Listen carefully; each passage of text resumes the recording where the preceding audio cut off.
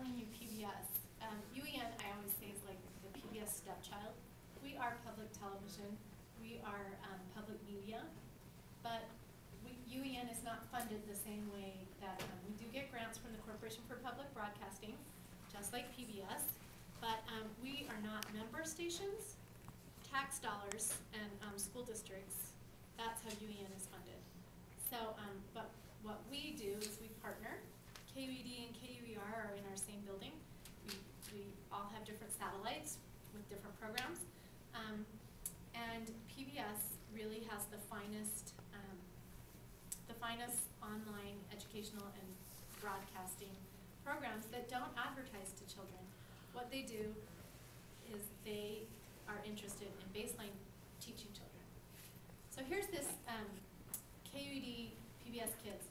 And this is probably the most popular. If you talk to any parents who know about PBS Online, this is what they go to. They can go here, find their favorite character, play all sorts of games for free. And we've taken a whole bunch. So in your classroom, something that you may want to do is PBS Kids Island. You can set up a whole classroom. You have to sign in with an email and password, but that's just for their tracking, so they can kind of study what's going on. It's all literacy games, and I'm gonna play as a guest for a minute. Kids can get prizes. It's all just literacy, amazing, fun stuff. You all, I can't even remember what it's called. Those little stuffed animals, remember that? And kids could go online and get clothes. No, it's Build-A-Bear. Not Build-A-Bear, not Beanie Babies. Webkins. Somebody here. Like, Webkins was insane a few years ago. Well, I had an 8-year-old and a 4-year-old at the time.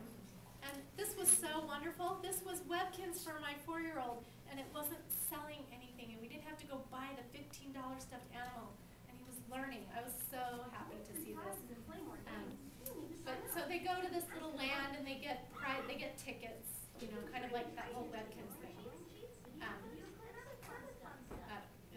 It's fabulous, and you can set up classroom sets. You can go through there.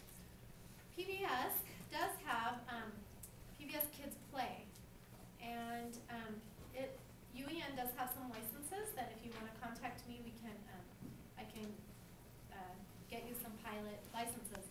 But this one, and I'm not going to spend too much time because my time is up. That one costs money, except for if you contact me, we can get you that for free. But it's not just literacy. It has science and math, and it breaks up the math, and it gives you a little report card, just like PBS Kids Island. These are our resources in Spanish. Not as pretty, but we have them here similarly set up as same way as our website. So we're trying to make as many accommodations as we can to a growing population and need. One other thing I have to really quickly tell you about is Utah Kids Ready to Read. I was talking about those skills. The state library, this is their site, and we go back and forth, we share it. Talking, singing, reading, playing, looks just like Preschool Pioneer. We did that on purpose, so families would be familiar. These are the new skills set out by the American Library Association of getting kids 0 to 5 ready to read. They don't want kids reading. That's not their big thing. Their big thing is ready to read, so that when they get to kindergarten, so all sorts of great stuff. One of the other things that we've done is Preschool Pioneer, UEN, and the Utah State Library and the Utah Humanities Council. We've got this survey. It's a web quest. We're trying to get parents and families engaged in those talking, singing, reading, writing, playing skills. And so we want to reward them, and the Utah Humanities Council gave us money to send everybody who does this web quest a book, well, families. So you just go and play some of those games, take a survey, and UEN will send you a book. And I have to tell you, the librarians are doing a great job. I've sent many, many books to Cedar City already. So something you can tell families is that Utah Kids Ready to Read right off of the Preschool Pioneer page. I didn't leave much time for questions. Any questions? Everything you have is here. Oh, the reason I gave you these things,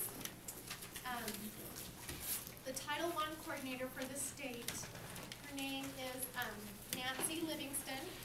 If you ever get a chance to meet her, she is a kick. And I hope I'm not offending her, but I think she must be 80 years old. She works full time, and she is like, her life's goal is to make sure every child can read in this state, and that we are supporting them. These are just some things from her, Nancy Livingston. You know, to design a book to get kids reading. She's really doing everything she can, and so these are some of the things that she's promoting. So I wanted you to have them. She's retired BYU. She's there forever. Yeah. Any yeah. questions? She's amazing. No, Thank you so much. I'm so